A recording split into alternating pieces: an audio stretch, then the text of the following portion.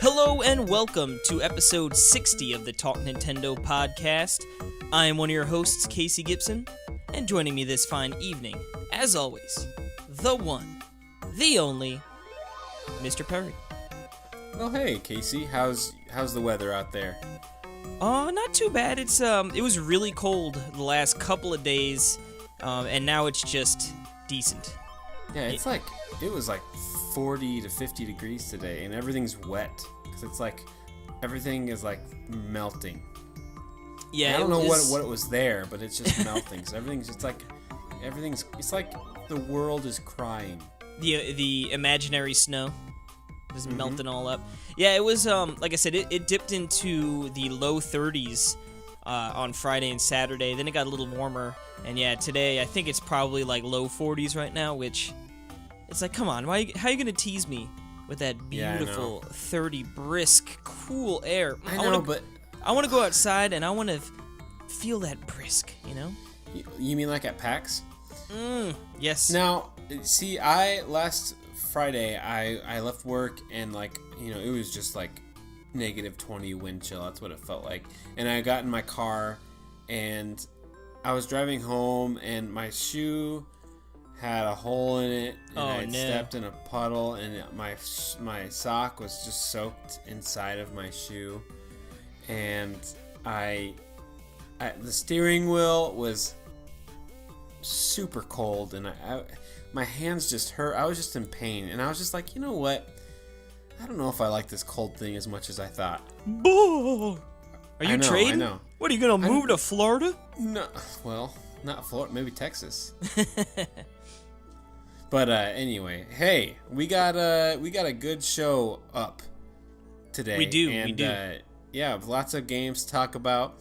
eShop as always, and some news. So, and that no topic of the show. You know what the topic of the show is going to be today? Video games. Going out and playing your video games. Yep. Because God knows there's enough of them to play, and not enough time in the day to actually do it. Exactly. Did you look? I saw like a screenshot. Someone. Doom, LA Noire, Rocket League, and what was the other big one? There's one more, and it was just like, Skyrim comes out Friday, right? It's like, are you kidding me? You know? Yeah, it's a heavy duty week for sure, or a week and change, I guess, with Doom. Unbelievable, man. I mean, we're gonna talk about some of those games, but. And then you got Resident Evil and stuff coming at the end of the month. Oh, baby. You've got Xenoblade Chronicles at the beginning of December. Oh, man. I better just quit my job. You know, I'm hearing really good things about Xenoblade, which is really good. Because I'll definitely, am interested in it. I just, X put me off, So, like... Yeah, I believe... It's not that X was bad. It was just like, I just didn't like it as much. It was okay. X to me is when I was playing it, I knew right away, I shouldn't say right away. Early enough on, I noticed, I'm like, I like the original better, but I still like this game. Like, I put in a ton of hours. But yeah, looking back at it now. I'd like a blend of the two, And I've heard that's what it is. You know what it is? I feel like in games like that, unless if you're like The Witcher and you're able to pull off some incredible feat, it's, you know what I mean? It's like, all right, you're either going to have a huge open world to explore and like that kind of stuff, or, and maybe lacking in the story elements, or you're going to have a very polished and story, but it's going to be more linear. And I feel like it takes a lot to actually be able to meld both of those together, where, you know what I mean? Where it isn't just like, oh, well, like they tried to do an open world, but it's like, meh. Right. Yeah. Exactly. I hope Xenoblade 2 is more like Xenoblade 1, but like you said, I hope it does have some of the elements from X. I mean, those mechs. Yeah, so I never got close to getting those, but loser. Was I? Yeah. No, it definitely wasn't me who put in like 80 hours. Yeah. Anyway, let's start talking about what we actually have been playing. And like you said, it's been a lot. And I'm going to start it off, if that's okay. Sounds good to me. All right, so we've talked Neon Chrome, we've talked Jeej, The old Jeej. and now it's time. What? I was gonna say now there's only one left in the trifecta, right? That's right, and that is Time Recoil.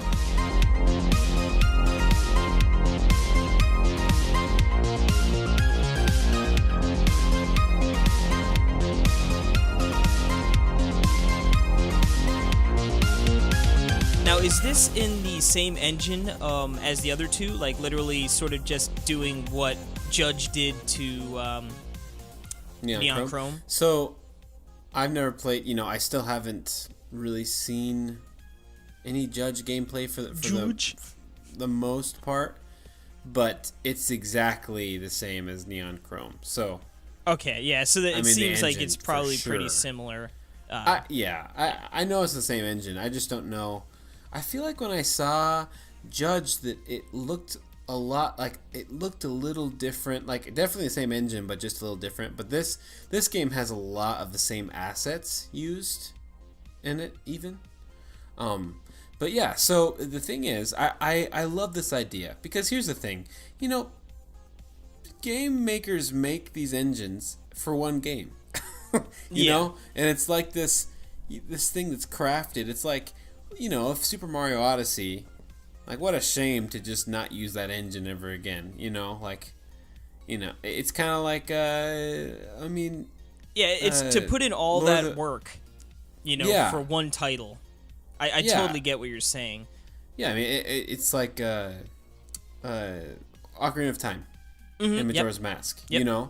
It's like they have all that stuff, and why not make a game that's similar, looks similar, plays similarly, but has completely different mechanics and ideas. And that's what Time Recoil is. And what it is instead of a roguelike, it's still, a twin stick shooter. You're walking around, but it's mission based, which I think you've said. So that's sounds like Judge so far. Yep. It's mission based, but the main mechanic is when you shoot, and there's this kind of story that's going on, and you're traveling through time and stuff. It's kind of honestly, it's set in the 80s, and it has a Stranger Things vibe going for it a little. Like a very little bit, but it's like the music even kind of sounds like the 80s music. It's pretty good. But it's mission based, and when you shoot someone, time slows down, and then there's like a meter, and then you can move around in time, and everyone moves slowly, and then you can keep shooting, and you're making these combos, and it's incredibly fun, kind of like Matrix style. You know what I mean? Like that, the idea of you burst into a room, shoot someone, time is slowing down, you're shooting everyone in the face, racking up a combo, and then for instance, if you kill 2 people in a combo, then you unlock this burst move that you can break through a wall, and take someone out without ammo, and that's the big thing that's different also from my play of Neon Chrome, is that the ammo is limited, very limited, and it's kind of a puzzle for each level. You can't just shoot. It'd be way too easy, Mm-hmm. So you have to aim and shoot at the different enemies and stuff, and it's really fun. And you don't have any permanent guns or anything, and you're kind of just picking up stuff you find, and there's this pretty convoluted story it's not hard to follow. It's just there's kind of a lot of it, and the missions are really short. Well, yeah, I was going to ask, what exactly are the missions? Because it sounded like, you're trying to rack up combos or get a high score. Do you have objectives for each thing? Obviously there's an objective, change, but like for instance, you have to go around and steal a book. They're not books, but they're information, from different people around. And do you ever run into the Jeej? I don't think so, but and sometimes you have to make it to talk to someone, so you can't kill them, so you have to figure out how to get to them without killing them, And then there's just a bunch of ideas that go around, plant bombs to blow up the thing. Minor things like killing guys to find the key to unlock the door. I'm sure that's in Judge too. Stuff like that. But anyway, yeah, it's a very simple concept. I've played all. I think I'm almost all the way through it, and it's not a very long game. But it's like I said, it's that main mechanic is really fun. Unfortunately, I feel like it's not reaching its full potential. Like, but of course, I haven't finished it yet, and I might even think I'm done, but it might be like way longer. Like I can't speak for that, but for now, like I feel like it's such a great concept, but it's kind of the missions are almost too short to fully realize the concept. But it's okay because it's still really fun as it goes. So it doesn't ruin the experience. I keep thinking of what could, like I would love to do a level where the whole level you're just building up one insane combo, killing people and stuff, and you have stuff like that, but it's never like very, you can't do it on every level, and which is okay. I like the dynamic ranges and stuff, but that's really it. Yeah, that's sort of disappointing. I mean, there's no like stretch goals for keeping a combo going, or are the enemies just sort of placed far enough apart that it would be tough to keep it going for so long? I mean, they're all designed differently. Sometimes, it's just different. Sometimes you're doing kind of like stealthy stuff, like where you're trying to, sneak behind them to get the kills. But, once you get, if you unlock things, the bigger the combo you get. So, for instance, like you kill two people and then you get that charge thing. And then say, for instance, if you use that charge dash move to break in and kill two people with that dash, that'll automatically unlock another dash. Okay. But then if you don't use it and you kill two more people on the combo, then you unlock this like it's just kind of like it does the same type of thing, but it's a way wider spectrum. Okay, yeah. And then if you do it again, then it unlocks I think the one after it it's like this huge orb that you can kind of place and just make everything inside of that explode, a big circle. That sounds awesome.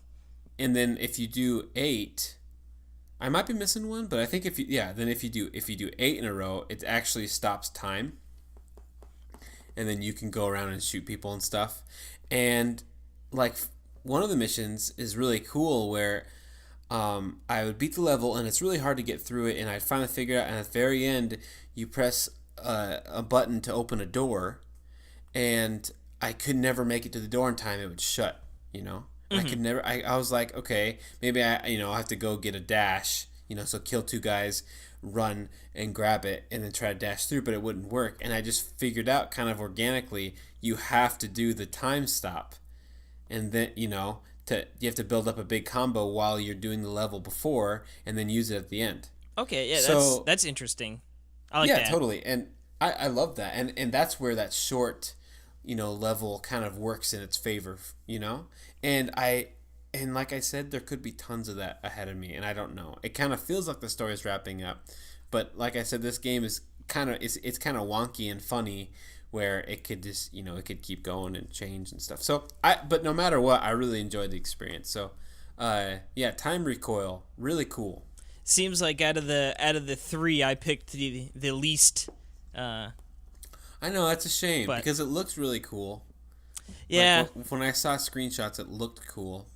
And it because I really fell in love with Neon Chrome. So it's definitely, I definitely hasn't taken the crown for my favorite from 10 tons, because I think Neon Chrome is the best. But I think on a good sale, or if you're looking for something to play, which I know it's a lie, because there's so much to play. But it's definitely a game worth playing through. I think it's a lot of fun. So awesome. Yeah. But speaking of games that are coming out that are already out, that we have been playing. I mean, we as in you. and I will be playing. Yeah, I was gonna say by the time most people listen to this, you will probably have played this. But I have Yeah. been playing the recently released Doom.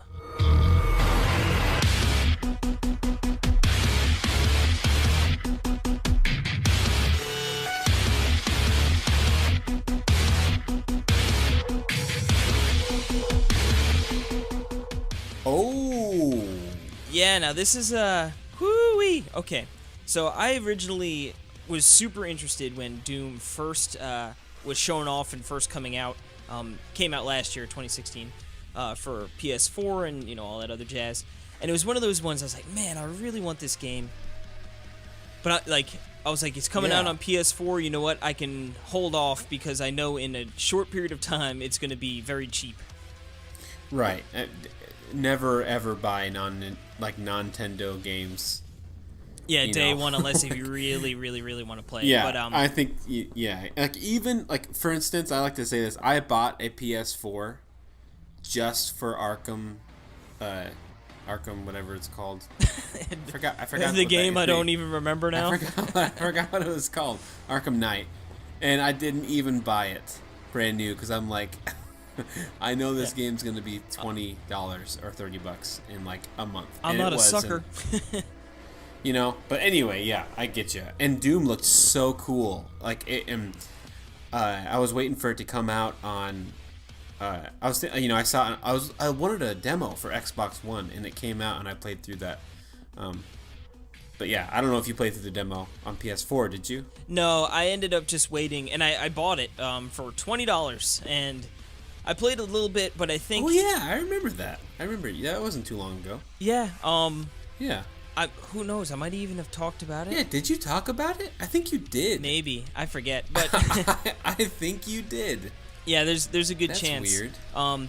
But yeah, it was one of those I played a little bit of it, and just other things came up, and gets pushed off to the side, and you forget to go back. But Yeah. I had really no intentions of picking up Doom this early on for the Switch. I figured it would be a game I'd likely wait till Christmas. But you got jimmied into it. Yeah, I sure did. I saw everyone playing it and having a great time, and I was like, ah. And Friday night, I was like, you know what? I'm pretty sure in the morning I'm just going to go up and buy this game. And that's exactly what happened. So, And I got jimmied into it too. yeah, so I started off playing single player, and man, this game is so good. So, I'm not too far into the single player, but essentially, you're on Mars, and they're doing testing and different research and stuff, and one of the researchers or whatever goes rogue, I guess, and she sort of opens up a portal to hell, and is just letting these demons swarm in. So you're sort of you just wake up and you're in chains, and you rip the chains off, beat up a couple demons and throw on the gear, and you're good to go. And all of a sudden you're just all right, let's kick some butt here.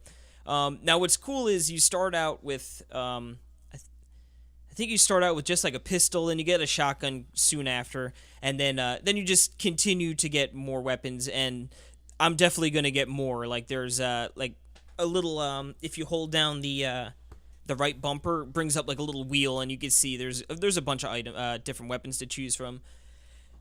And obviously they're all different, and what's cool is you can upgrade them. So as you go throughout the levels, you could pick up, pretty much you'll find downed soldiers, and you pull out, it looks like a USB drive out of their chest, which is in their armor, And I think that's actually, come to think of it, I believe those are to upgrade your power suit or something. I don't know. Honestly, there's so many different things you can get to do upgrades that I forget exactly which ones correspond to which ones. I'm pretty sure that's Cool. your suit and stuff.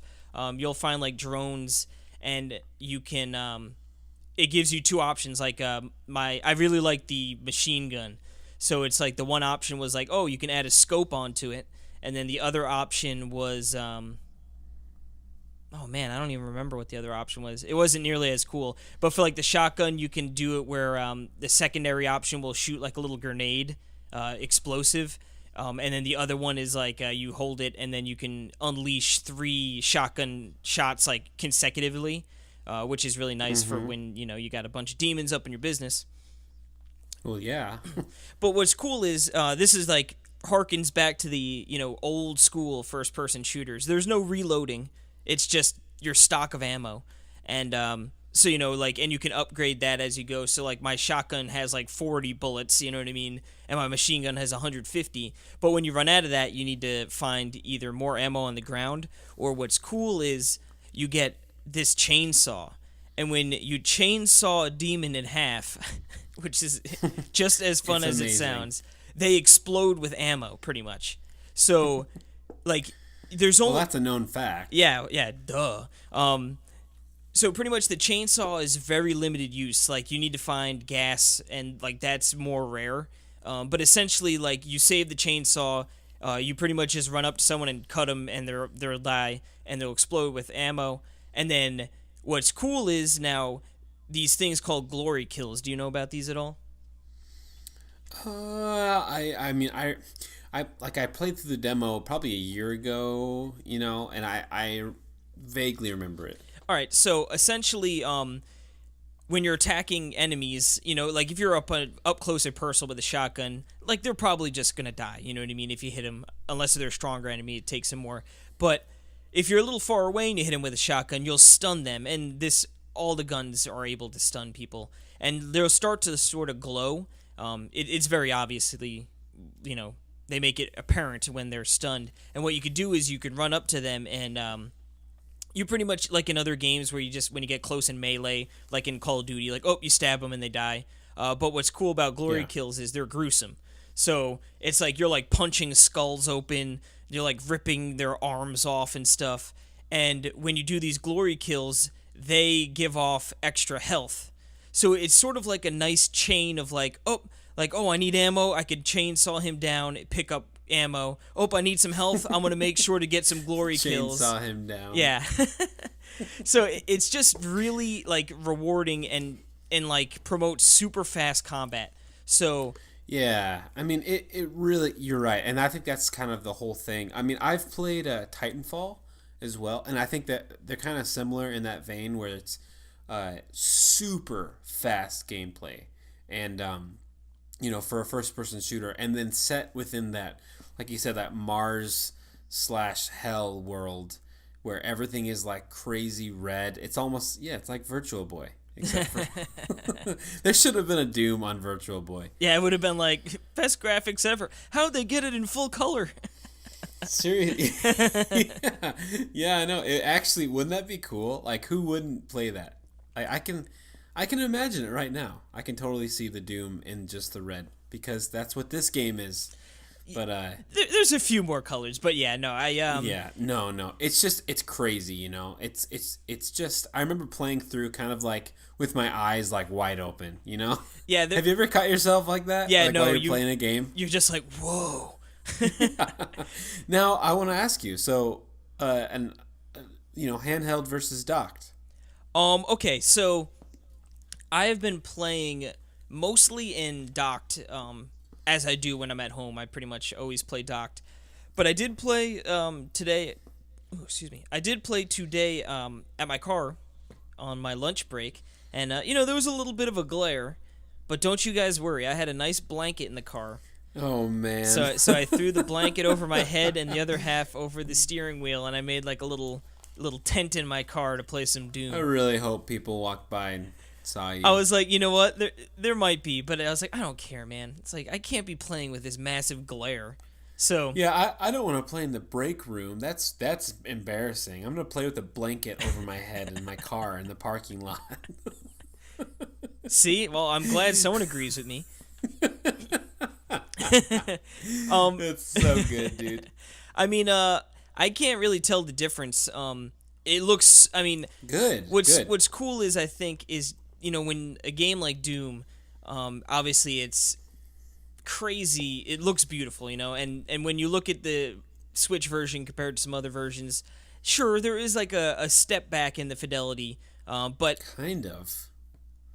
I was watching a comparison video, and I was just like, there's just like barely a difference. Yeah, you know what? You know? The one picture I saw, or one video I saw that stood out the most was just I think it was when they had the pistol out and they had like a blue neon light on the back of the gun that like the Switch version doesn't have as illuminated. But yeah, it's minor details really. It's not Right. I mean, but it's like it doesn't matter when the gameplay is Oh there. yeah, there's so much. Yeah, and like we were saying, the gameplay is so fast that most of the time you don't even have like a second to really analyze anything. Right, right. But yeah, no, I think like they look good both, and it's just crazy to be playing Doom on a handheld. You know what I mean? Like whoa, It really is. It really is. And like as far as the frame rate, I was watching the videos and it just looks so smooth. And hearing Guillaume on from Radio Free Nintendo, he went to an event in Canada for the like Nintendo event, and he played it there. And he said if no one like would have said that this was 30 frames, like he thought it was 60 frames. So he said it ran so smooth, and that's what I was thinking. I was like, I thought that there'd be a huge difference between the 30 frames and the 60, but like watching videos, it didn't seem like that big of a deal. But I don't know. Yeah, I think I remember mention of like some sort of blur effect added to the Switch one that like really helps smooth it out and like makes it awesome. like not like you can't really distinguish as So well. cool. But So cool. Yeah, no, I mean this game is a ton of fun. Like I said, there's plenty of upgrades. The missions are pretty tough. When you get in there, pretty much the structure seems to be like a lot of kill rooms, which makes sense because it is like an old school style of game. With just how fast paced and arcadey it is. So pretty much it'll be like, oh, I went to a room and like you'll hear like a demonic force is overrun. Because you're in a facility, you know what I mean? So they've got all like the warnings, and all of a sudden like you'll see a bunch of enemies come out. You're like, okay, like time to kick some ass, and it's so much fun. Like I said, because it's like, oh shoot, oh run up, do a couple glory kills. Oh god, there's someone behind me. You know what I mean? It's just very right. You don't have time to stop and think. Right. It's just hectic, so but in like a really good hectic. way. And then Yes.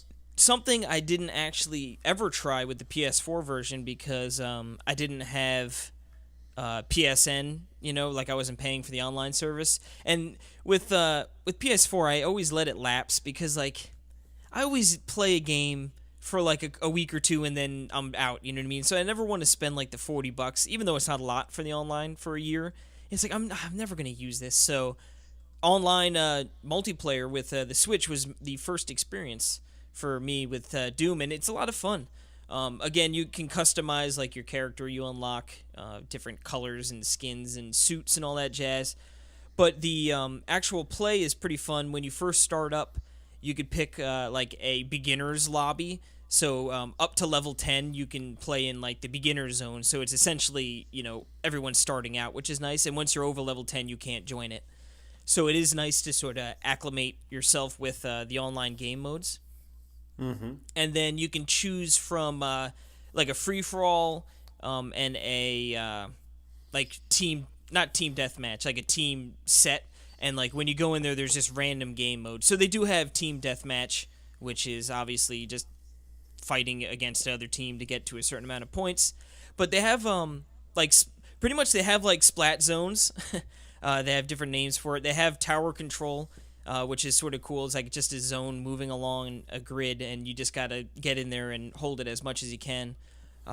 Different, like an objective one where it's like little zones pop up, and you need to get to that zone, and you need to hold it for a certain amount of time, and then you get a point, and then it disappears, and another one opens up. So some really cool modes that I was having a lot of fun with, actually. And cool. What is now? Oh yes, I was gonna say now this is the part that you have to download, right? Even if you got the retail. I believe so. I got the retail, and I just downloaded whatever patch it had. I figured it. I didn't even pay attention to it. I'm just so used to now, sort of downloading an update when. Oh, so you don't know how many gigs it is? Not offhand. Okay. But yeah, I mean, it took. I think it took like a half hour to download, so it was probably sort of sizable.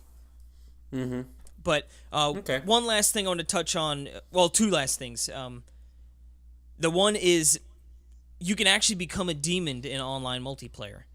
So yeah, Boom. sort of akin to the smash ball, if you will, like randomly spawn on the map, and they're like, the demonic stone is summoning, kind of thing, and it'll show on the map, and it's sort of a race to go over there and get it, and then you can turn into a demon, and you actually choose what kind of demon you have, and as you level up, you'll unlock more of them, but oh, it's so satisfying because you just become like a wrecking ball, you know what I mean? So the demon I picked was like a melee focused one. So I was just like running up creaming people just by like punching them and ripping them in half, And it's like, "Oh, Nice. baby, I'm just doing work right now." It's so much fun. And then just to wrap it up here, my online experience has been great so far. I've been disconnected, I think, just once from a game, and then otherwise I get into games quickly. They run smoothly, and it's been going really well so far. I was actually very surprised. Is this one of the games that's cross-platform or no? No, Doom. No, I don't believe so. Okay, I couldn't remember, but because there's a lot of them now. Yeah, no. That would be pretty cool, but no, I know like cool. Rocket League is and stuff, but no, Doom. Yeah. Doom is not. All right.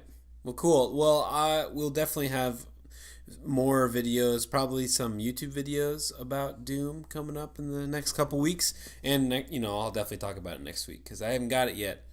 You Jimmy? But it should. I hope I get it to. It's saying it shipped Thursday. today? It's saying Thursday. All right. I can So wait. disgusted. Man, it's not like I. Yeah, it's not like I don't have like 10 review games I have to do right now. So. I need a game to play. Dang it! There's nothing to play. Yeah, I know.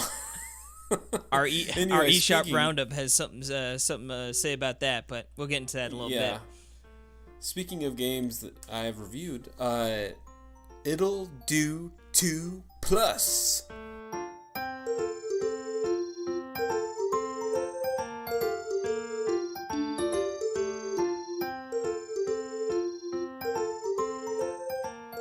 Yeah, I mentioned last week I just received it right before, and yeah, I got to play it last week.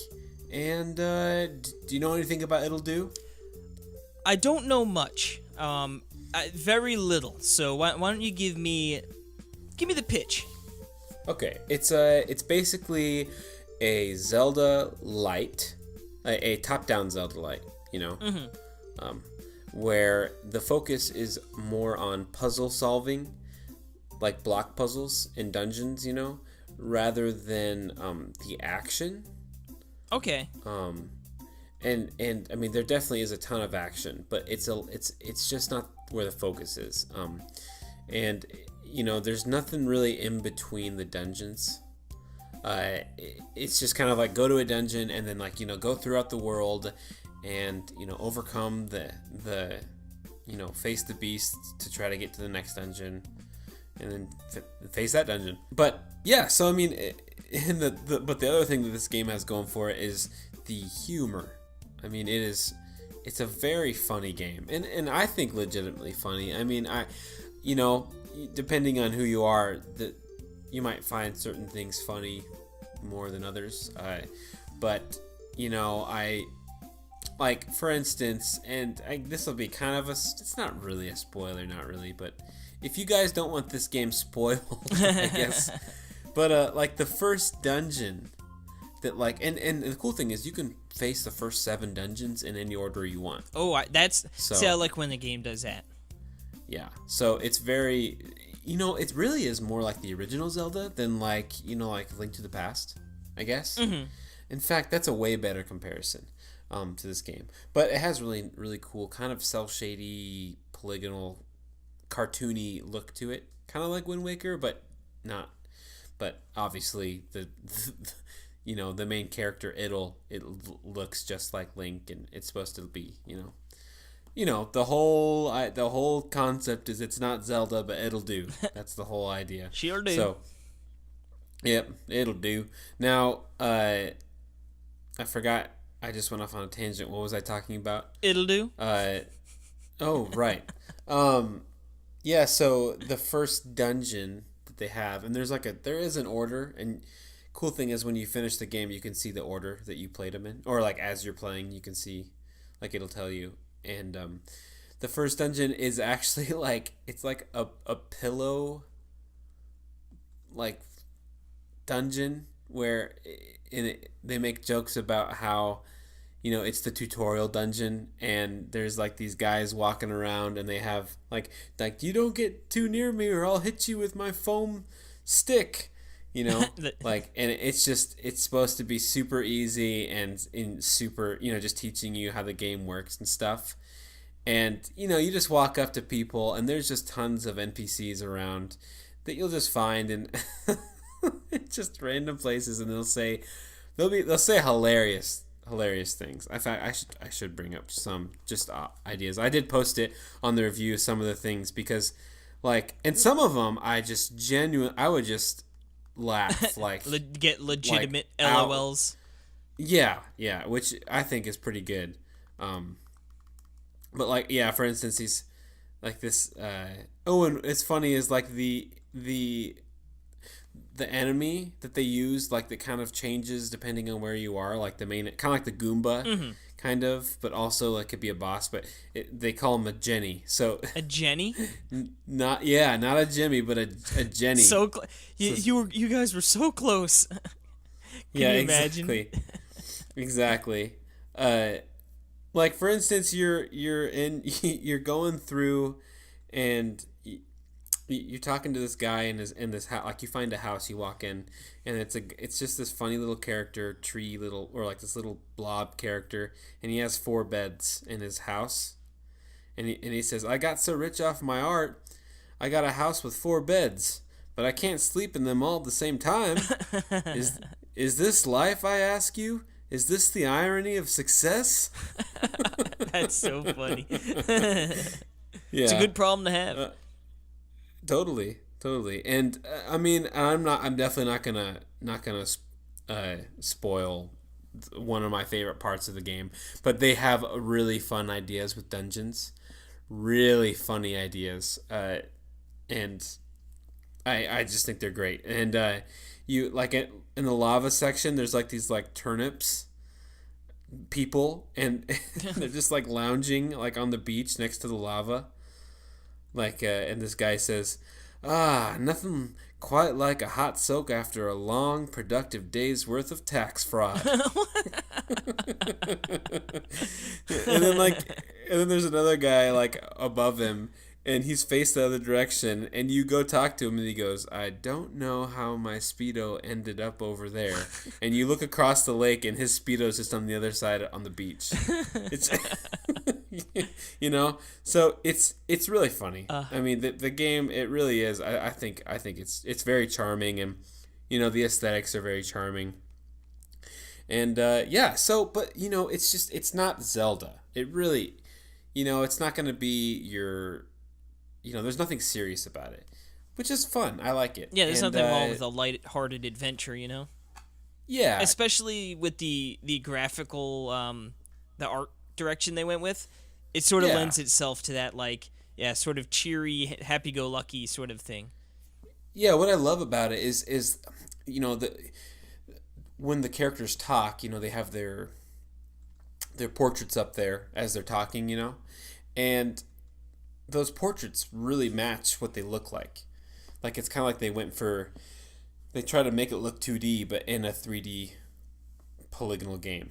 So I thought that was really cool. The only thing, and really the biggest letdown, is the action of it. You get items, and they're fun items, and you can upgrade them, and that's great.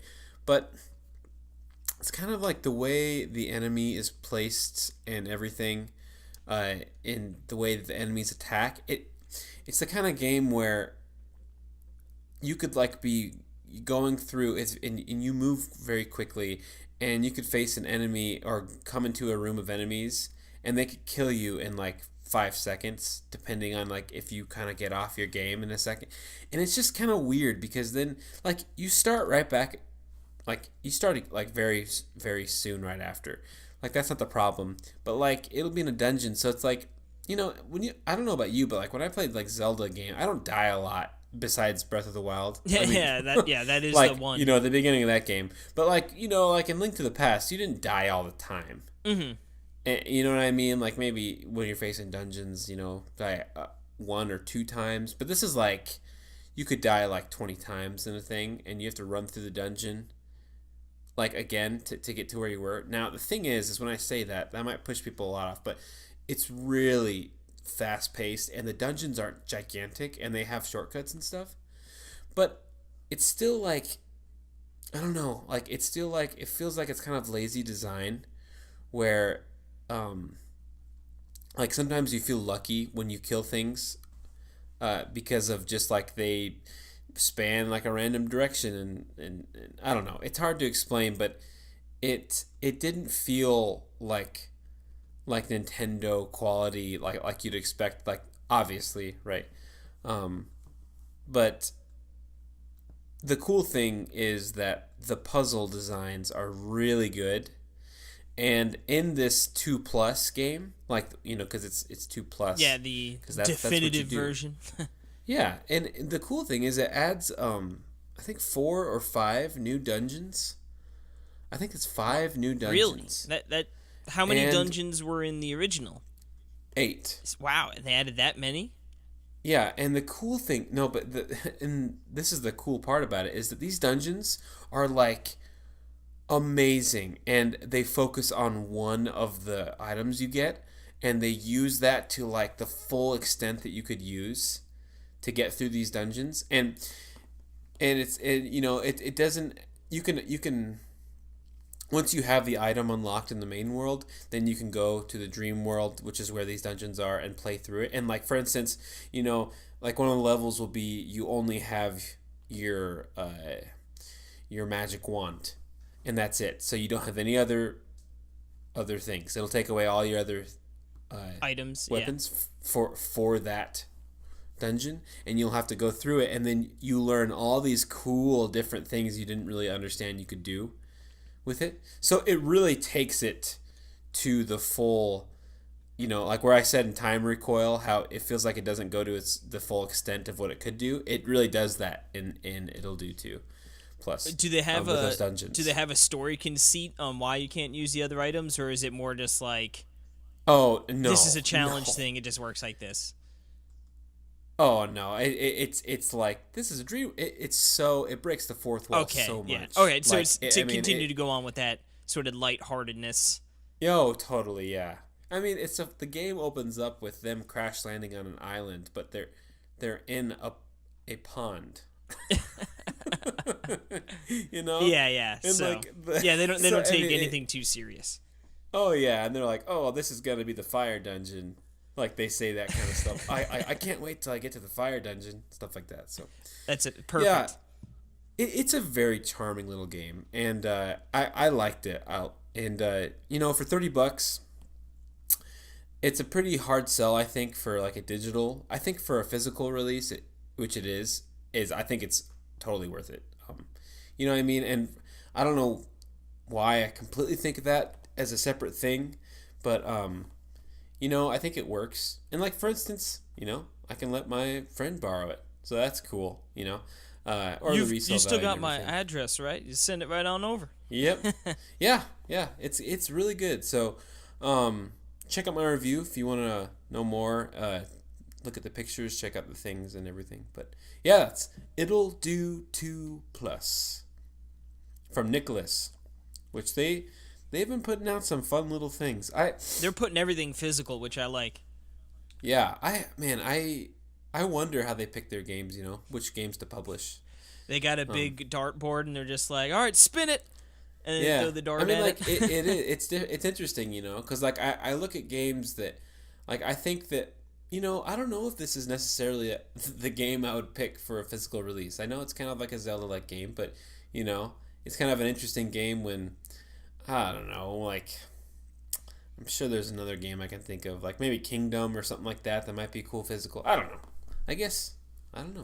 You But know what? I like guess it. they I can. like it. They have the capital to put up and say, you know what, we could put up these games physical, and if they do tank, it's not gonna break us. Where maybe, Yeah. I forget honestly who even develops New Kingdom, but maybe they don't have that kind of equity to be able to be able to take that risk. Right. But then hopefully that's where yeah. limited run games is going to come in and make some of these Well, games yeah. physical. Oh man, So. that is such a scary concept, and in a good way. Better get a and new, I kind new of credit card. I feel like Nicholas is doing that. I feel like that they are filling in for limited run games right now. So I wonder if they're not so happy about limited run. Yeah, you know what know though? what I mean? I guess I don't know. I mean, yeah, they don't can know. only Yeah. publish the games that they've got under their belt. You know what I mean? So I mean, I Right. guess they could publish other games, but Yeah. yeah, But anyway, I guess we have one last little game to talk about. we sure do. And I've been What's playing. that? As you do in 2017, you continue to play that Super Nintendo classic, SNES classic, Oh, yeah. and actually this one was for the NWR Patreon Plays podcast, which is like a bi-monthly game club that we got going over there. And Yeah, you need to pimp that out more. yeah, this month's was a classic, Super Mario World 2: Yoshi's Island.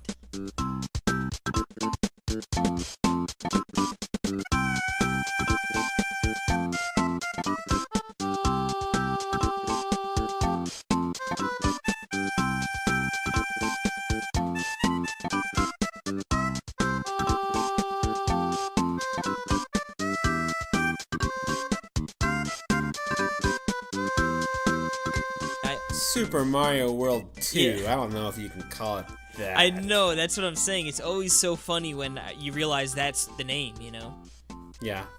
Yeah, it is funny because that was just changed. They're nothing alike at all. Yeah, you're right. I mean, it has Yoshi and Mario, but Well, and it's a platformer, but that's it. well, it's funny when I was doing the research, as I do, go look back and see if I could find any good tidbits for development and whatnot. And it was actually when Miyamoto first pitched this game. It was in the vein, like sort of the same engine as Super Mario World 1. I was gonna say 1, but just Super Mario World. So it looked very Yeah. similar. And I guess Nintendo at the time actually did not want to do that because Rare's Donkey Kong Country had just recently released, and with the way they did the graphics, they wanted it. They wanted Super Mario World 2 to look more like that. So then Miyamoto went back to the drawing board and said, nope, I'm going to just do something completely different. And that's where Yoshi's Island came from.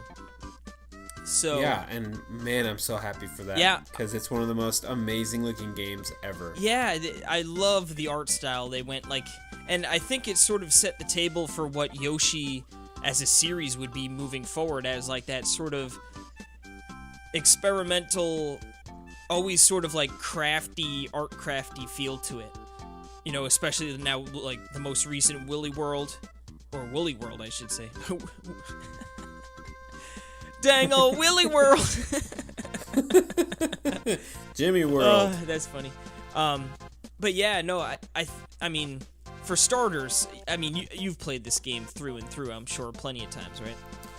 I mean, yes, I have like the GBA version mostly though. I haven't played the original for a while. Yeah.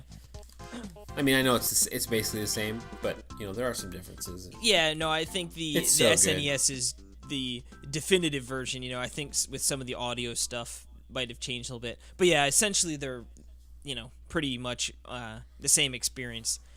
Yeah. Now, what's cool about this game is, and like I said, I'm sure everyone listening has played Yoshi's Island, but, what's cool is obviously you're sort of carrying, well, maybe not that cool, you're carrying baby Mario around trying to get him to his lost bro, and each level you just sort of go along and you got like a Yoshi marathon going on as they pass the baton that is baby Mario off to the next Yoshi.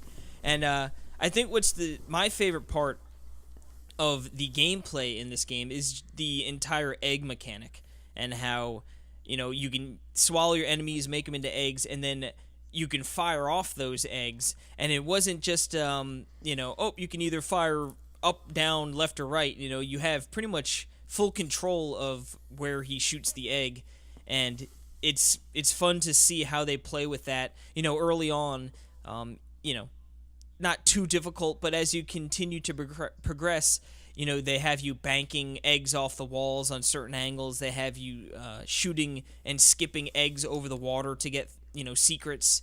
And I think they really ramp up the idea really great. And then obviously there's plenty of platforming and how Yoshi works with his flutter kick and all that stuff.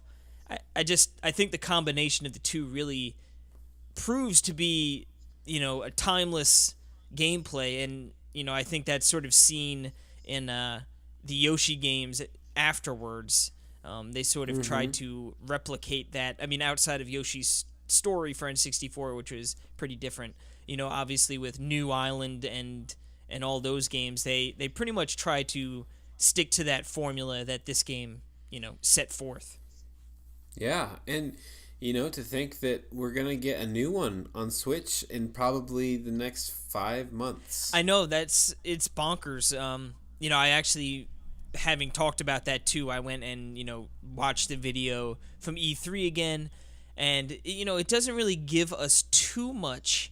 So I'm excited to see. There's obviously going to be a direct coming up. I'd say within the next 2 months, but probably within the next 3 months at the latest, and we'll get to see exactly what they're going to try and do with this game. Yeah, I mean, did you watch the Treehouse video? Not that's Of not what I Yoshi? rewatched recently, but I did catch some of that Okay. during the original E3. But not off Right. the top of my head would I be able to really recall. That was when I completely fell in love with Yoshi, and I was really excited because I was covering that for the site, and it looks so cool. And instead of wool, it's just Yoshi, right? Like now it's just back to normal Yoshi. It looks Right? sort of like Paper Mario-esque in the sense that it's got the cardboard backgrounds. Yeah, and but stuff. I mean Yoshi is still Yoshi, right? I don't think it's. Now I'm trying to think. He sort of looks But fluffy anyway. or furry. the first world that they were showing, just it was inside of a house, on miniature, it was a miniature little cardboard constructed city and stuff. I loved it. I loved the branching paths. It was kind of like both a 3D platformer and a 2D, mostly 2D, but kind of 3D sections, and the way it worked. And I thought it looked really fun. So. Yeah, no, I'm super excited to see exactly what that's all about. And like you said, the best part is we probably won't have to wait too long, because I think I could see that being a March game, sort of like that. Totally. Before E3, let's get another solid game out there. Yeah, we don't really know what's going to be next year. No, we don't. But yeah, so essentially, just playing through Yoshi's Island, just remembering how much fun it is. It's beautiful, really great level designs.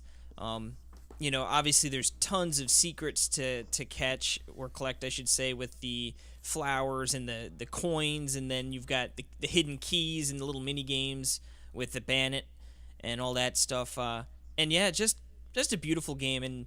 And one of the things I think that also shines the most in this game, especially when you compare it to other true Mario games, is just how good the boss fights are. And with generally in Mario, you sort of get pretty bare bones bosses, and then they sort of tend to repeat or be very similar. Yeah, you're right. But each of the bosses in this game are pretty distinct, and they focus on you doing different things. And they're just funny because they're just usually enemies that you encounter throughout the level, and then all of a sudden they get Kamek. The witch's name, I always mess that up. Kamek. She, Kamek, yeah. throws some magic and then makes that person or that enemy. I think it's a he. Is it a he? I think so. It. Don't want to assume. There you go. Don't assume. But yeah. and then all of a sudden these enemies that that you've been just stomping or eating the entire game, now it's a big, huge enemy, and then you've got funny ones like the Bert the Bashful, Bashful Bert or whatever his name is, the first Yeah. one, where you just keep hitting it with eggs until his pants fall off, and then he gets embarrassed and flies away. That's a perverted game. You're sick. Or when you I'm gonna I'm gonna teach them how to play games without acting like sex perverts. Boy, give me that SNES classic. Yeah. But and then the one Bobby, is that a video game? you're swallowed Give by it the over. frog, and then you're in the frog's belly and you're shooting eggs up at his throat, and just so many silly ideas, but Yeah. still so inventive Such a and creative game. creative and so much fun. So Yeah. if you have an SNES classic and you haven't played Yoshi's Island, I don't know what you're doing, but I That's demand me. you. That's me. He already demanded me to play Stardew Valley. And how's that coming along? Oh, add that to the list. I know. I told you. I'm pretty sure I said bad time for an I demand you, but you're like, I don't care. Oh, dang it. I wish you would have demanded me to play one of my review games. I demand that we wait until the new year to play those games. Okay, well, Yeah, on that note, I'm pretty much, that's all I got to say about Yoshi's Island. all right. Well, we're like, yeah, in the coming months, we're going to be talking about Yoshi's Island, and we'll probably do some features about it. Ideas of what we like from Yoshi's Island, what we don't like, history, bibbity boppity. Boopity bop. But until then, let's take a break. Well, not until then. We'll take a break and come back and then do the eShop. I don't want to wait that long for this break, dude. Come on. Yeah. Yeah. These are usually let's like just have a 30 little seconds. break. Yeah.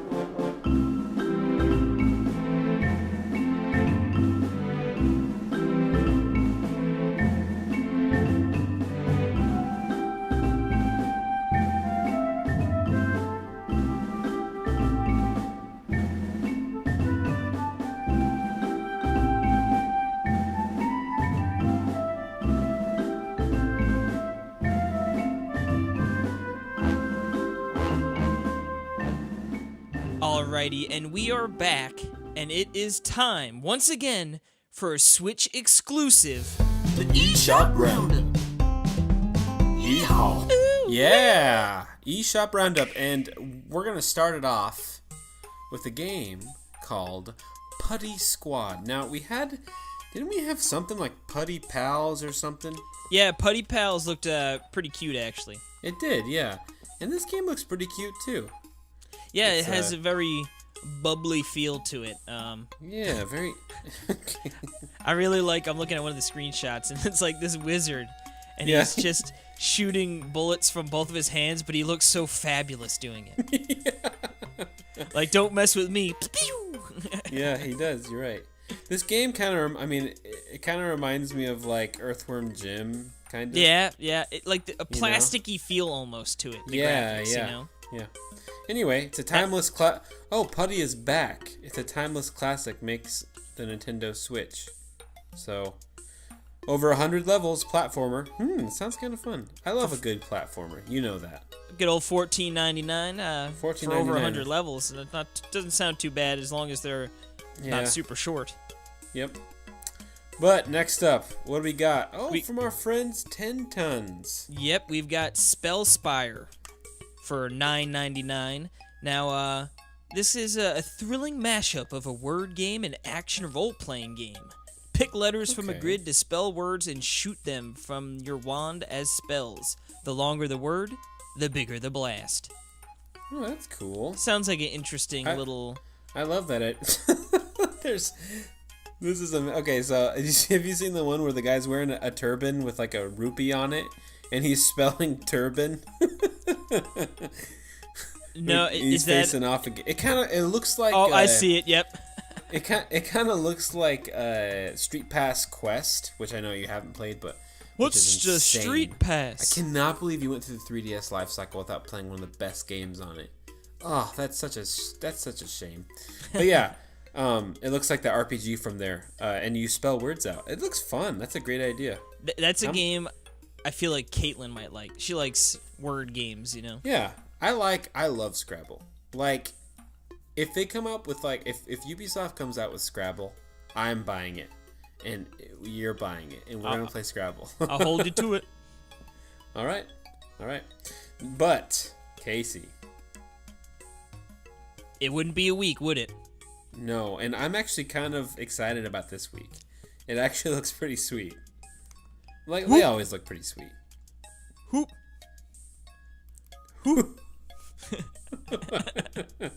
I thought that your Skype just cut out, and it just and I just heard Whoop! There it is. Whoop! yeah. Man, I see. Man, look at the graphics on this thing.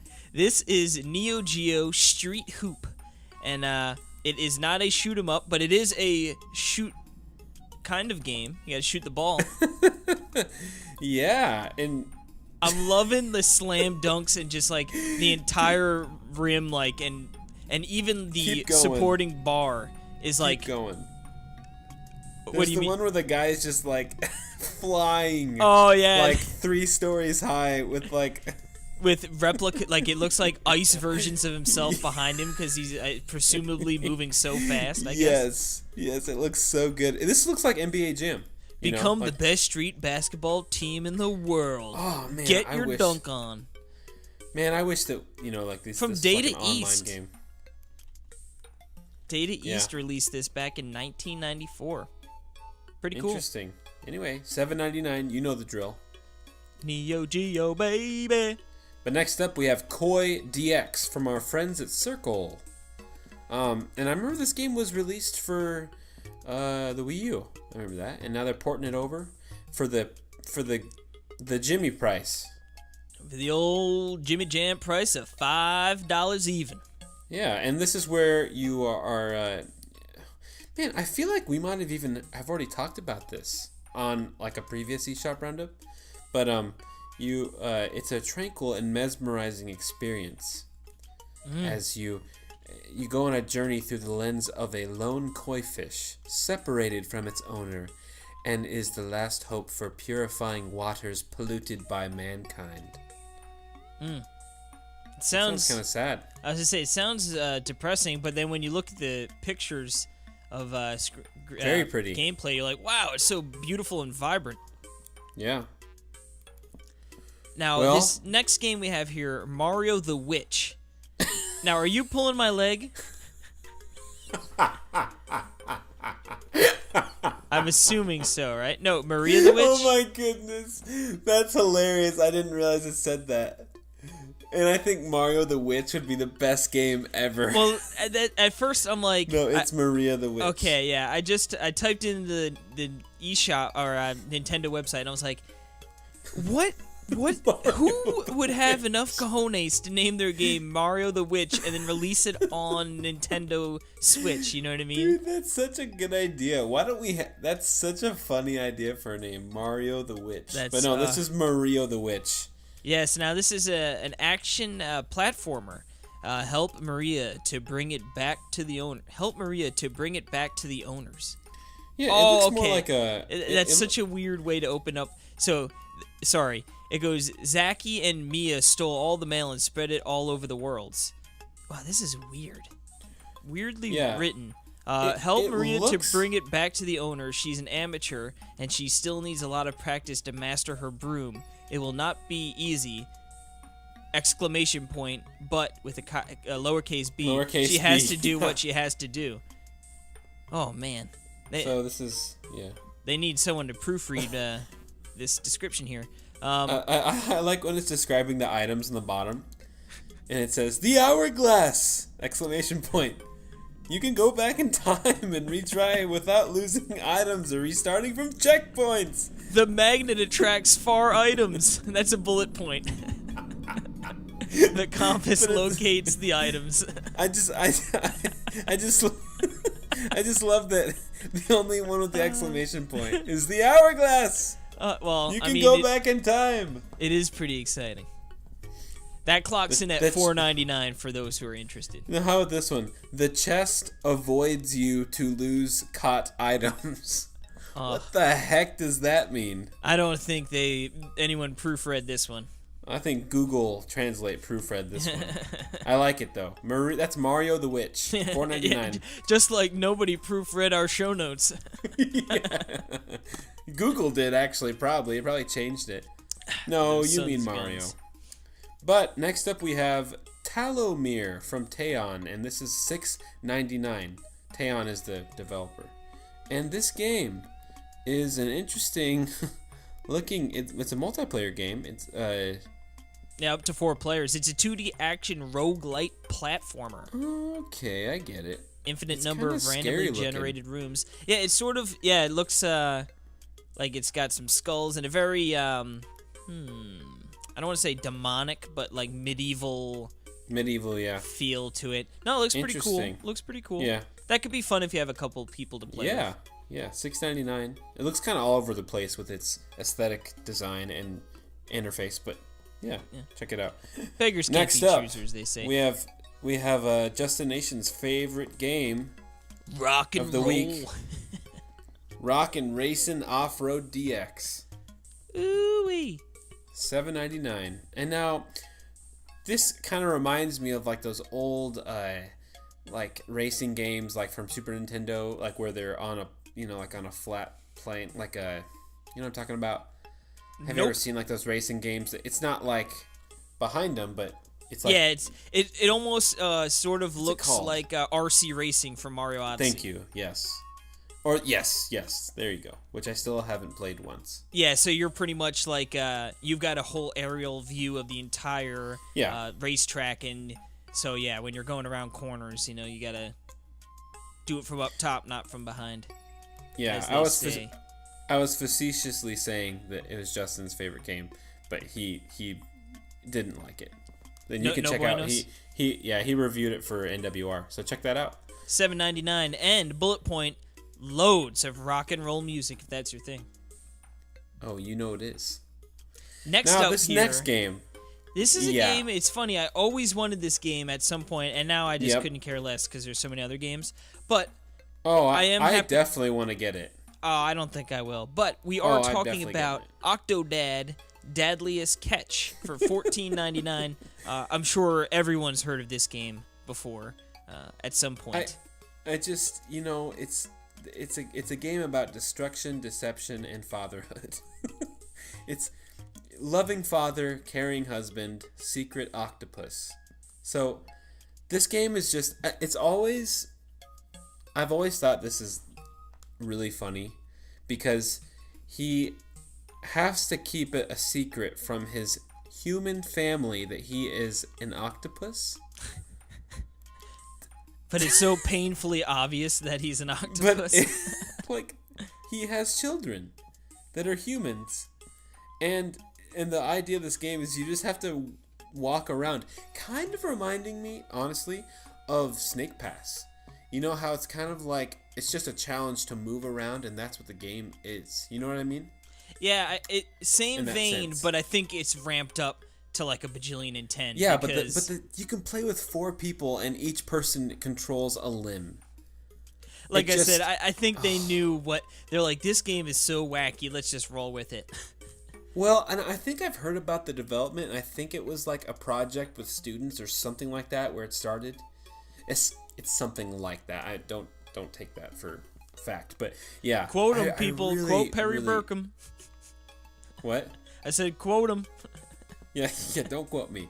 But anyway, yeah, that's Octodad Dadliest Catch, which is amazing. But next up, we have quite a This is the best game. Out of nowhere. I mean, really out of nowhere, this came out, and I actually heard about a good thing from Nintendo Voice Chat. They had the guy.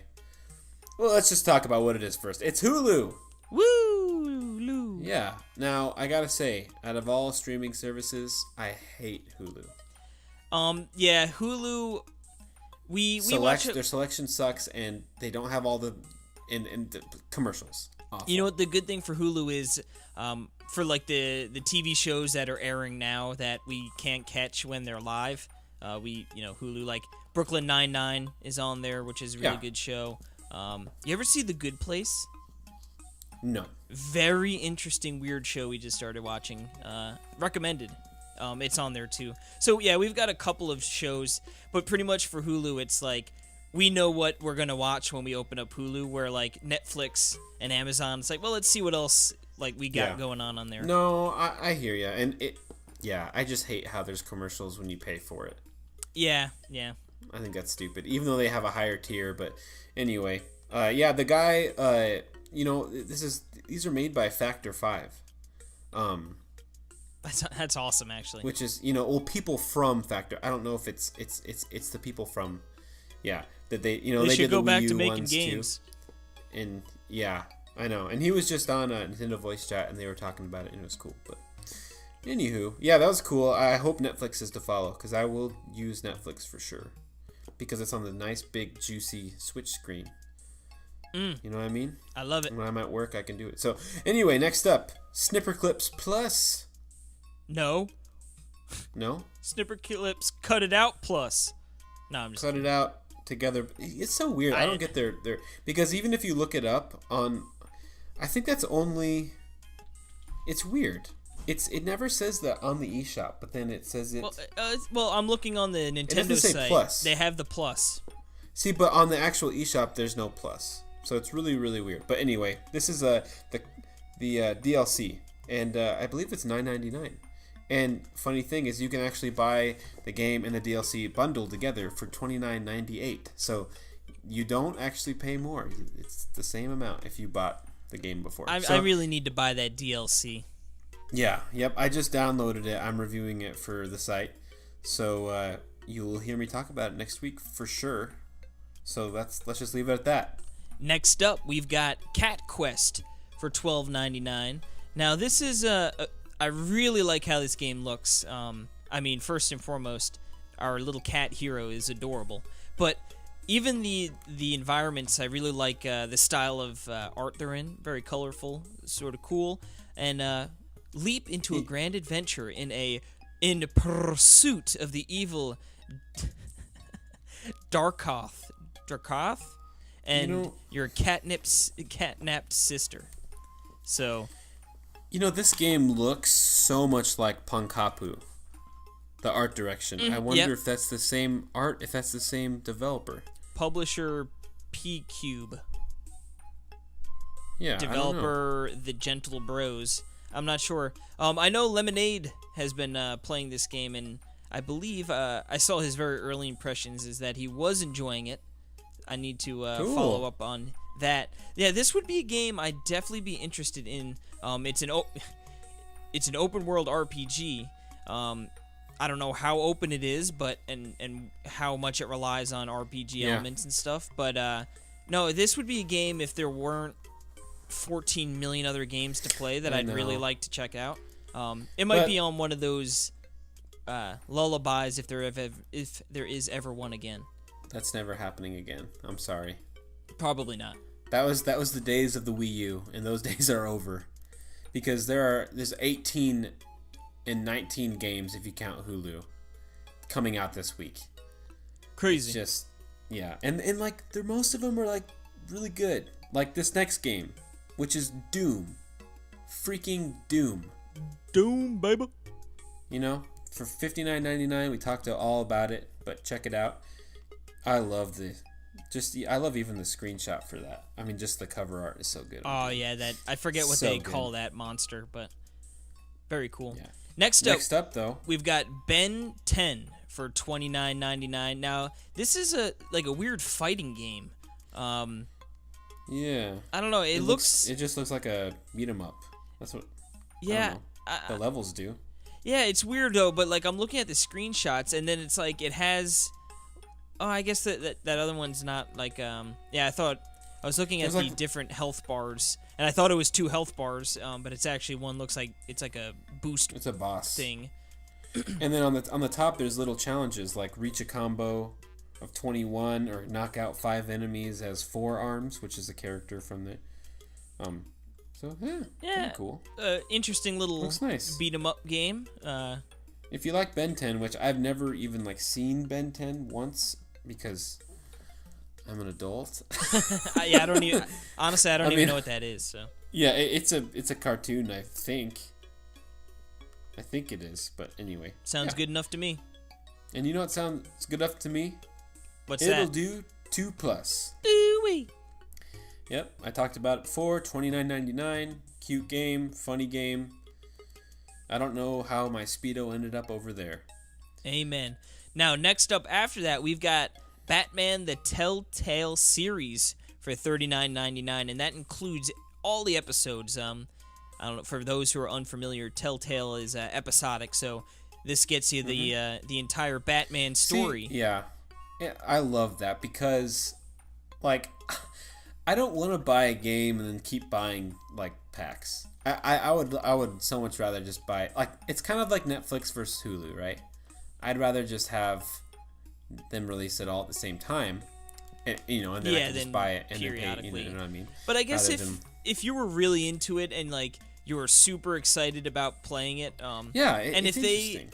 like, I can't say I know exactly how the release schedule goes, but if it was like, hey, we've got 6 chapters and we're gonna release one every 2 weeks, so you know what I mean, so sort of I got 2 weeks to beat that chapter, or not necessarily beat the chapter, but get through that chapter till the next one comes out. Like, right. I guess it could be an interesting sort of thing. But yeah, I mean, I generally like to consume my game in its entirety, not necessarily one sitting, but you know what I mean, in like one chunk period of time. So yeah, well, I just downloaded this today for review as well, and it's Perry, do you sleep so far, anymore, or do you just review games instead? What? I said, do you sleep anymore, or do you just review games instead? I know, that's exactly. So, but anyway, yeah, we'll hear it next week. Jill's like, I haven't seen Perry in 3 weeks. I know. Madman. Next up, we've got Rhyme for $29.99. It's finally come out. Finally! I can't believe it. Yeah, we've talked about this forever. And from what I gather, it probably should not have.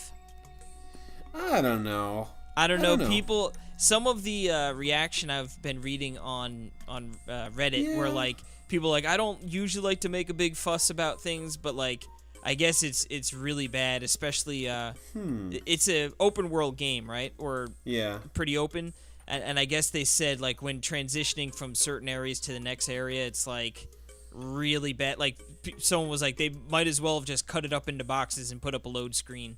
That's a shame, because I was watching, and I love the look of the game. It looks really nice, and I mean, I absolutely was very looking forward to this game, and I believe Neil wrote the review for the website. Yep. And what he sort of echoed, like, it's a really good game and it's really cool, but you might want to play it on a different platform.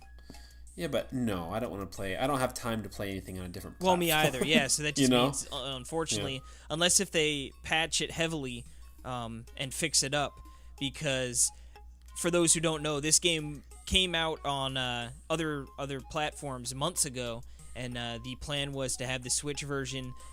I think it might have originally been day and date, but at one point it was just a couple weeks later, and then it just kept getting pushed back.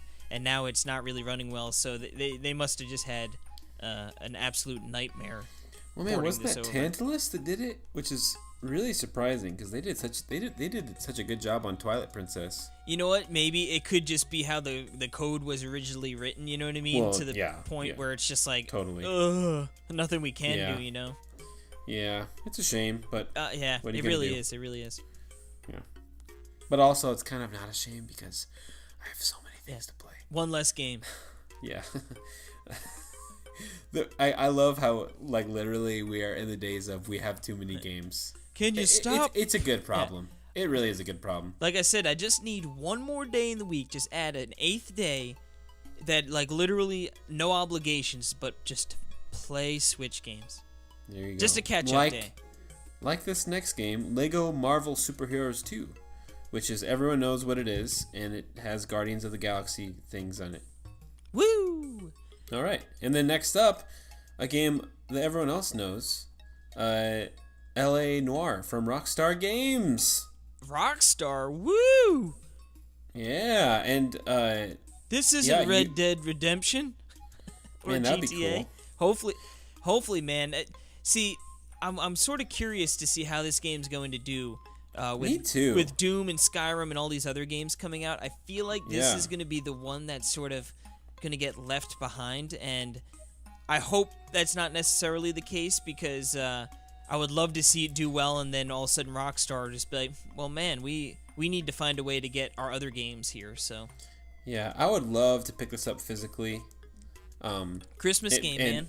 Funny thing is, this thing is 27.4 gigs. So a micro SD, which is sold separately, is required to download the game. So something to think about. But it is $49.99. So I'm glad they didn't go for the full retail. You know Yeah, what I mean? they cut off a which little would have bit. been ridiculous. I think they should have gone for $39.99, but at least it's not 60. Well, I think it's like the HD remake or something, right? For the other systems, like I'm pretty sure didn't. Wasn't it made on a? Or was it remastered? Or maybe remaster is probably the word. Yeah, like because It says a complete original game and all additional downloadable content plus new collectibles and detective suits to unlock. Yeah, because I'm looking like they released array it for of new PS4. enhancements. Oh man, check this out.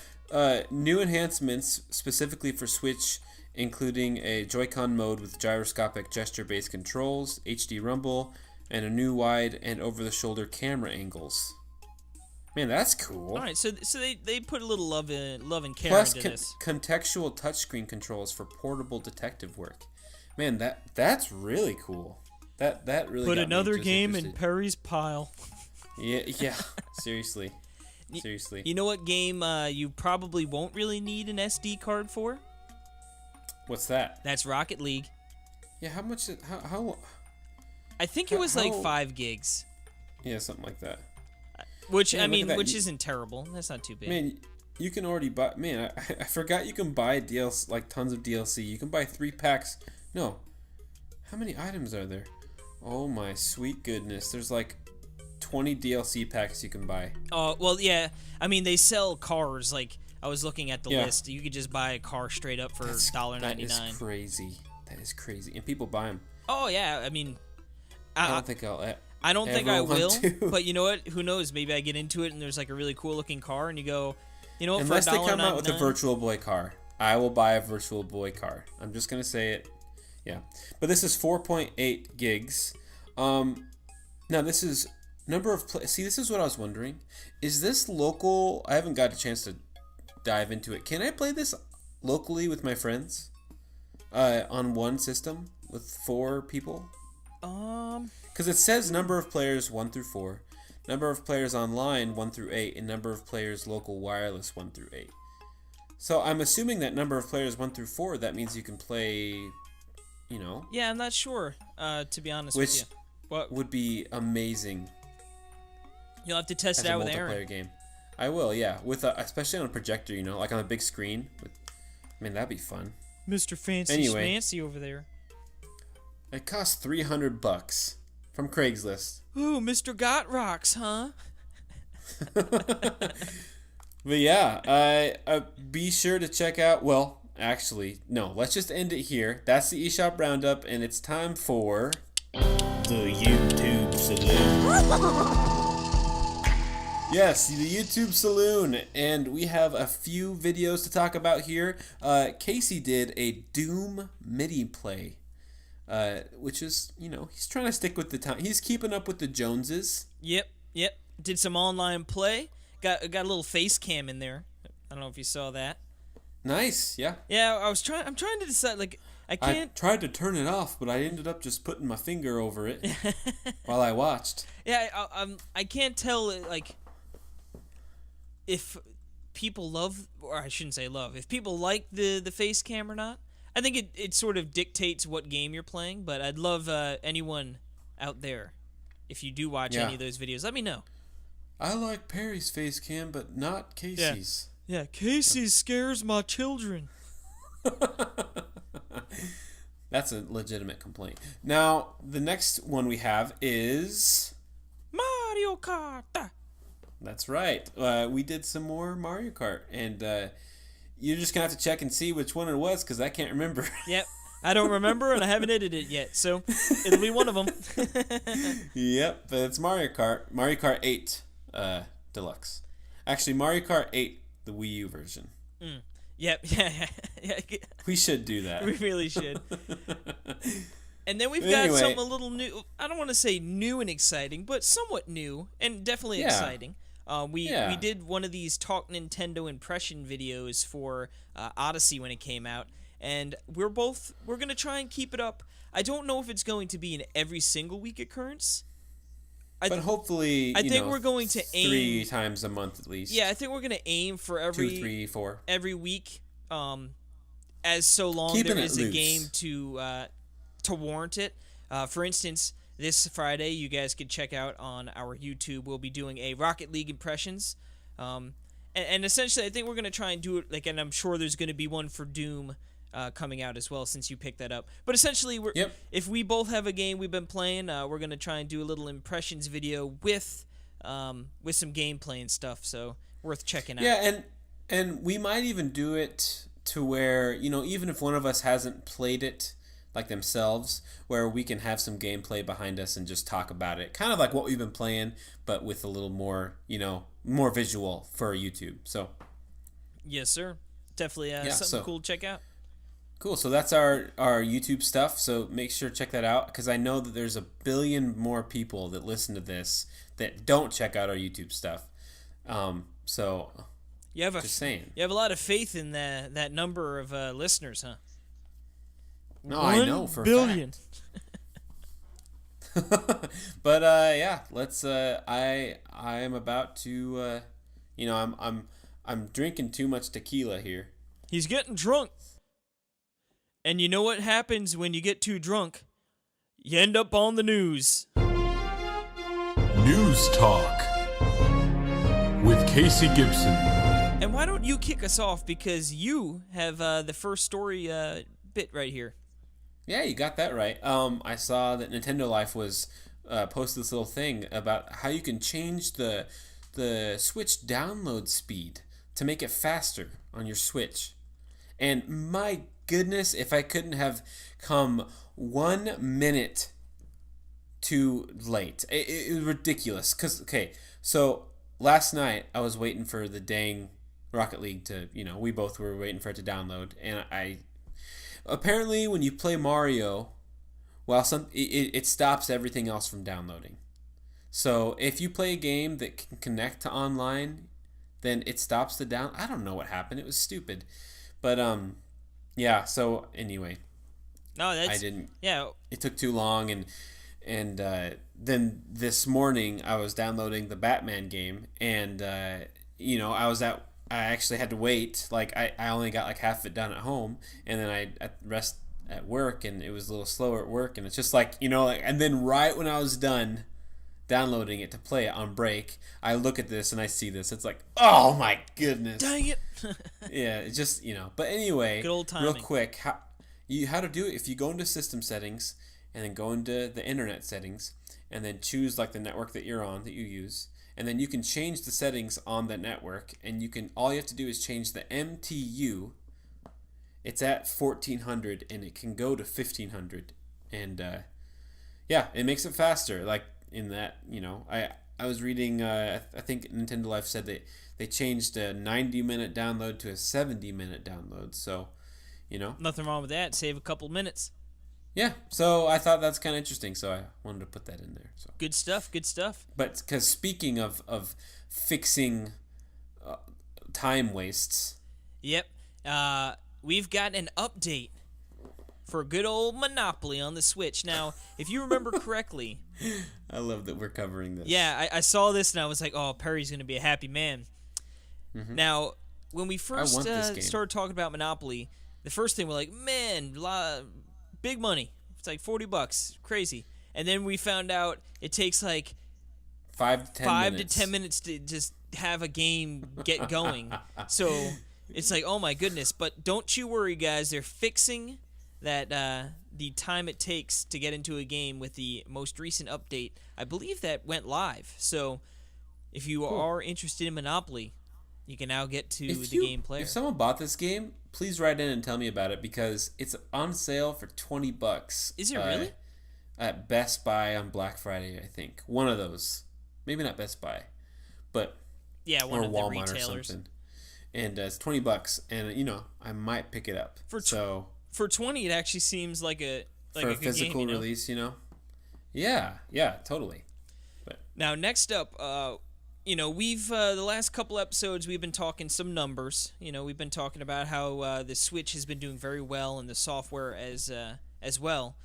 And now I believe the original forecast was at like 8 million Switches originally for the fiscal year. Then it bumped up to like 10 or 14. They've just been bumping it up like crazy. And the most recent numbers to be swirling about are 25 to 30 million units planned for the next financial year. My goodness. Now, if you think about it, let's say 30 million. That already puts it above GameCube, right? I think. Yeah. Yeah, because Nintendo sold so. 22 million GameCubes. Yeah. How many? N64, I think, was give or take around that. It might have been even less. I forget. No, it was more, I think. GameCube is definitely less. Yeah, because what? It was, I guess every system was less outside of the Wii, I think, was the spike. So, good to see that it's bumping back up. I'm obviously, I think anyone who's listening to this podcast is probably pretty happy. Yeah, units sold for the N64 is just shy of 33 million. So potentially the Switch, if things go according to plan, it can meet or get right up on the N64's business within a year or so. Which is pretty crazy. Right. Yeah. Awesome. Now, talking of updates, I should have probably put these two updated games next to each other, but that's right. This is awesome. This is Super Bomberman R update. Now, this game has been updated a few times with some cool stuff like characters from Silent Hill, I think, or from other Konami things. And I just think this is so funny because we're in the world of Konami's dead to everyone. For some reason, even though they released this, like they were like one of the only people to release something on the Switch when it came out, which is really funny. There's a new update for Super Bomberman R. A new stock, so 9 new characters. Very nice, very nice. A new game mode, and this to me is very interesting. This is the Grand Prix mode. Why don't you explain it? Yeah, this is a team verse mode that pits 2 teams of up to 3 players against one another to battle it out on different arena stages. Now, I believe the focus of this mode is to sort of get in the esports arena. I think it's supposed to be like a sort of a quick-paced, exciting to watch kind of a battle mode, which is cool because Bomberman, I mean, it's frantic, crazy multiplayer fun. So to get a mode where you can get some players who are really dedicated to it, to put time in to learn strategies, I'm interested to see if it takes off. Yeah, if we can play together, this might tempt me to pick it up. And it didn't just add just that; it added a new world for the story mode, which is. I believe there were 6 worlds in the original game, so to add another world on top of that, it's quite a bit of content. Yeah, that's really cool. It's what's going on over there? Out of nowhere, Super Bomberman R update. It's so random, I'll tell you, good. It's good to see they're still supporting it. Totally. But we have some launch dates coming up here. Yes, we sure do. In the launch date section, Radiant Historia, the 3DS remake of the DS game, can't wait, is coming out February 13th with an art book and some goodies for the launch edition. Now, you say you can't wait. You're gonna get this game? Oh, absolutely. Really? Mm-hmm. I've never played. You're gonna get a 3DS game? Yep, in 2018. I never played Radiant Historia. It sort of came out in that window of where I was sort of not playing games as much. At least on my 3DS or my DS, I should say. And I actually picked it up, I believe, in like a Square Enix store sale. So I actually do have it. And I had plans to replay it, and then all of a sudden the remake, there was word it was coming out in Japan, and then, there was a chance it'd be coming out here in the States. So I held off on it, and no, I will absolutely be picking this up, along with SMT Strange Journey, which is going to come out in 2018 too. So I'll be playing some 3DS, don't you worry. I'm worried. And they have a release date for the Axiom Verge physical release, which is really happy because I've had mine pre-ordered on Amazon. I was going to say, you must be stoked, finally. I know, finally another game to play. I've been waiting so long. The drought is over. I know. I really have been looking forward to this game a lot. Like I've almost bought it on Vita. I was super close to buying it on Wii U, but I was just like, they are going to and then like, you know what it was is when they announced that it was going to be physical for the Wii U, or like it was that, and I was like, okay, I'm not going to buy it physically for Wii U, but if they're making it for that, they're going to do it physically on Switch, and I'm going to get it then. And I had planned this out over the past couple years. Isn't that crazy? And it's like, yeah, it's like I knew it's going to, and that's how I'm going to want to play it, because I can play, I'm going to want to own it on that system anyway. So, yeah, I'm really excited. And it has a regular and a multiverse edition. The multiverse has a 5-hour documentary behind the scenes, and an art book, and a 2-sided poster, and a CD soundtrack, which is only in the Switch version. I think, that's really cool that Switch is getting a little exclusive bonus, but I think that 5-hour documentary with the behind-the-scenes stuff, I think that could be really, really interesting. Yeah, because it's made by one guy. Yeah, no, it's going to be... I met him at It's PAX. just 5 hours. It's just 5 hours of him just talking by his computer to the camera. Not even talking. So this is where I formulated the megabytes. No, it's just a camera pointed at his desk while he codes for 5 hours. All right, boys, thanks for checking out the doc. It just stops, and like you can hear him like eating lunch, like, and like, and then it like just a soda sip. It just starts and it just stops. Like there's nothing. That would count, right? 5-hour behind the... Yeah. I guess that's not really a documentary. A 5-hour documentary? That's what I'm saying. It could be really cool. Good land. Yeah, that's cool. Anyway, yeah, November 21st, which is a week away. And one last game, right? Yeah, this is another Nicholas release, I believe. It's The End Is Nigh. Coming physically December 12th. I believe this is from... the Super Meat Boy guy, I believe. It's and it's a platformer, and I think it's even in the same vein a little bit. But it looks awesome. It's a game I'm definitely interested in, especially physical. So really cool. More games for the pile, baby. Yeah, I'll gladly take more games for the pile. Now, did you hear this rumor? And I don't think it's much of a rumor. I think it's pretty solid news. Is that a Mario movie is in the works, or will be in the works. Yeah, by the same people that made Despicable Me and Minions and Secret Life of Pets. Yeah, I guess it makes sense. This is Universal's Illumination is the animation house that made these movies. Mm-hmm. It makes sense because, obviously, as many know, Nintendo has made that deal with Universal for the theme parks. So it makes sense that they've been talking with Nintendo for more than a year about this. And what I thought... Now, this next bullet here is what really intrigues me. It's what gives me hope that it could be a pretty good movie, is that Miyamoto will likely be a producer on the movie. So, obviously, it makes sense, right? Very interesting. Nintendo's very protective of their IP. They've had a failed Mario movie before. So yeah, it took... they were so scared about a Mario movie. They had to have been. I tell you what, I can't imagine what Miyamoto thought watching that movie. What have they done? Have you ever watched the Gaming Historian on YouTube? No. Well, he did a video about all about the Super Mario Brothers movie. It's a 30-minute video on YouTube, and it is absolutely fantastic.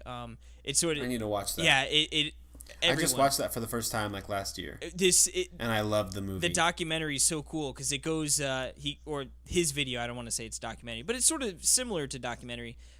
He like goes into like why it was a disaster, and like all the changes with writers and stuff. Really fascinating video. And highly. I remember hearing.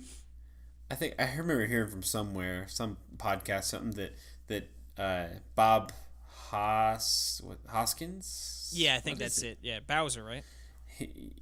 No, he's the Mario guy. He's the guy who did Mario. Yeah. I'm thinking, who played Bowser? I forget. I don't know.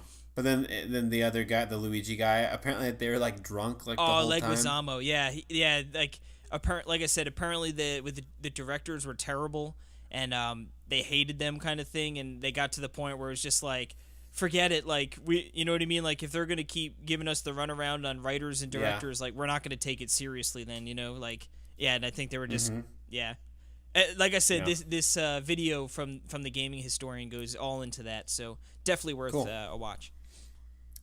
Now, speaking of a watch, we have Phoenix Wright coming to Switch. Woo-wee! I mean, that's all we know, right? I mean, it's that Capcom said that, hey, we're working on new stuff for the Switch because we're not stupid idiots. And one of the things is Phoenix Wright. So, interesting. So this is another Ace Attorney franchise. And sometime after April 2018. Yeah, it's funny. When I was reading that, I'm like, first thing I was like, okay, new games, like plural. That's good, of course. Come on, yes. Resident Evil 7. Come on, Bionic Commando. Resident Evil 7. And then I was like, players can expect to play these games, and I was like, before April, and then after April 2018, I was like, oh, yeah, that's a weird way to put it, dude. Resident Evil 7 is coming. I hope so. I think you got that. I think if Doom's coming, then Resident Evil 7's coming. I hope so. No way they're not doing that. Especially for Nintendo, and Resident Evil has such a connection with Nintendo. So, anywho, it's Splatfest time, baby. Oh yeah, what teams we got, son? Team Sci-Fi versus Team Fantasy. Let's go Fantasy. Yeah. Boo. What are you, sci-fi loser? Yeah. I don't know. I'm not a big fantasy guy. I guess it's okay. I like both, but I'm more of a Metroid type guy than like a... I don't know. See, I'm a more fantasy guy through and through. I don't... Yeah. Whatever. Because it's like... we're Team Fantasy. And if you are listening to this and you want to join Team Fantasy... We'll be hopefully. Well, if we have time to play, you let us know on Twitter and we can play Splatfest together. So, yeah. If we have time to get away and actually play. That's true. Dang it. Yeah, not me. I'm gonna be busy playing video games. You're right. Anyway, that's this weekend. So, the 17th of November, and we got some rumors coming up. Ooh, some juicy ones. Ooh. Yes. What's that? So our first rumor is, I guess it's really our only rumor. Soul Calibur 6 will be revealed for the Switch in January or potentially sooner. And then the second part of this rumor is that Link is rumored to be the Switch exclusive character, sort of similar to Soul Calibur 2 way back in the GameCube era. Wouldn't that be fun? Dude, that'd be great. I would love... I mean, I had Soul Calibur 2 and I played that and I really enjoyed it. Soul Calibur... I keep messing up Caliber. Soul Calibur... Soul Cal. I'm calling it Soul Cal. 4, it was actually funny. When I first went to my second year of college, when I moved into a new dorm with 2 random people I didn't know, that was sort of our icebreaker. Didn't you Redbox it? No, that was Soul Cal 5. Okay. 5, yeah, I didn't like it. 4, though, had like the tower challenge mode, and like that was our icebreaker. We were playing that, and then like you'd pass the controller around, and great game. Didn't that have Darth Vader in it? That might have been 5, but it might have been 4. It might. I can't remember. Okay. But yeah, so no, that would be exciting. That would be exciting. I hope that's true. Yeah. Yeah. Cool. And then I remember I loved playing as Link. I thought that was so awesome. oh, he was And yeah, so he was clever, too. just And you could have like the different like colors. and he was just like, I'm just gonna throw projectiles at you and mess with you. Mm-hmm. So good. And then to wrap out the news, we've got the Game Awards Game of the Year nominations, and Nintendo is well represented with both Zelda Breath of the Wild and Mario Odyssey being, two of the 5 nominations. The other nominations being Persona 5, Horizon Zero Dawn, and PUBG. So I'm sort of interested I to have see. never even heard of PUBG. PUBG, it's a player unknown battlegrounds, which is, it's like a super, it's like the most popular game on Steam. I've never even heard of it. It's blown up. Like I'm assuming most of your podcast listening is Nintendo related, but this is like, it's like a phenomenon. Like people, like it passed, I think, Dota for like the most congruent players at one time with like millions of players. It's like a weird game where it's like you get dropped in, and I think there's like 100 people into a battleground, and it's just whoever survives it all, right? So it's just be the last man standing. And I guess you start, I don't know if you start with no weapon or just like a pistol, but like you get dropped in, parachuted in, and then you just sort of like, oh, go into that house, here's a gun, okay. And it's just sort of random what you find, and you just go around. Like Hunger Games. Yeah, pretty much. And then after a short, like a period of time, it'll be like, all right, time to move into this smaller area, otherwise you die. So it's like, oh, now everyone sort of has to get into that area. I like it. And it's super popular. And it's funny because it's still, I think, an early access game. Like, I don't even know if, I think it's like $20 or $30 to buy. And I don't know. What is an early access game? Like, what do you mean by that? I know, like, Steam Early Access, that, like, lets you play before it's actually released.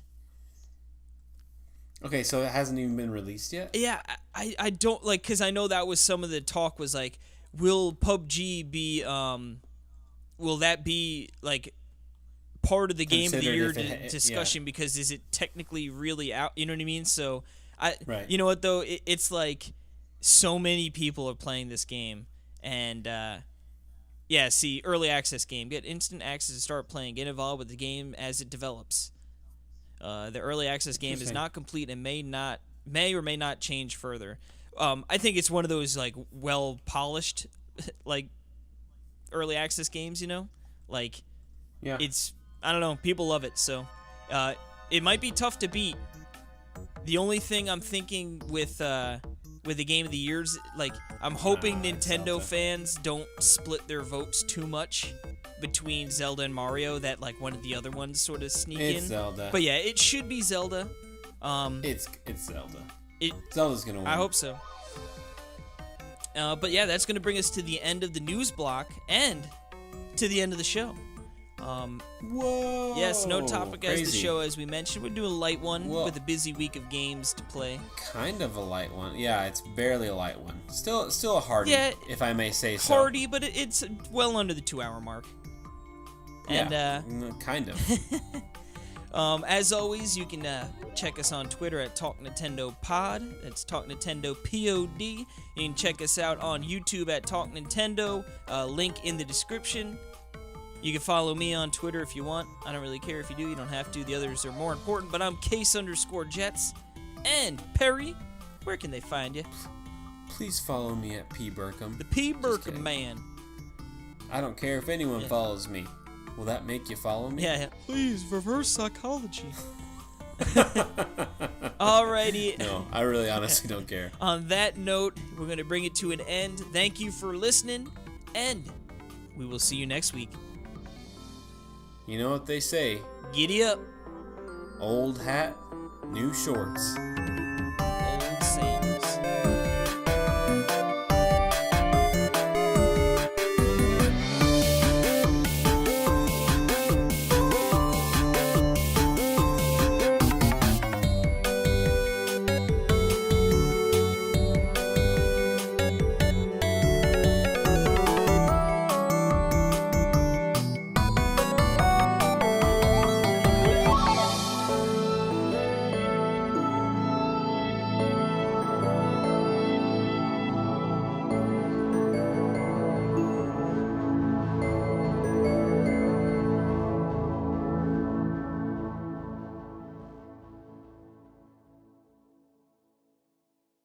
Yeah, I don't want to play in the break room. That's embarrassing. I'm gonna play with a blanket over my head in my car in the parking lot. You know, especially now, like the most recent Willy World, or Woolly World, I should say. Dang old Willy World!